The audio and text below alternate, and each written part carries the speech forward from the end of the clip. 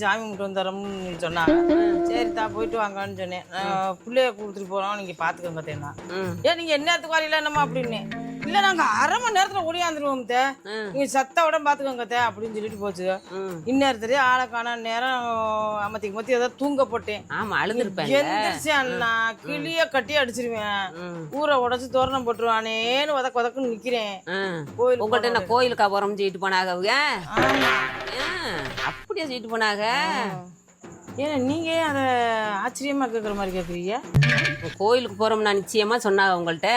ஆமா சந்தேகம் இல்லாம சொன்னிருக்காங்க. ஆமா என்ன சந்தேகம் இல்லாம சொல்லிருக்காங்க? இல்ல ஒண்ணும் இல்ல அண்ணே, நீங்க கொஞ்சம் உள்ளுக்க போறீங்களா வீட்டுக்குள்ள?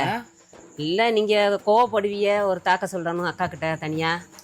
நீங்க போனீங்கன்னா அக்கா கிட்ட சொல்லிட்டு போவோம். நீங்க போங்க. என்னக்கா அப்படி என்னக்கா தாக்க? இவரெல்லாம் ஒரு ஆளு கோவப்படுவாருன்னா அப்படி என்னக்கா விஷயம்? அதெல்லாம் ஒரு விஷயம் இருக்கு, வாங்க நான் சொல்றேன், வீட்டுக்குள்ள உட்காந்து பேசுவோம் வாங்க. ஆமா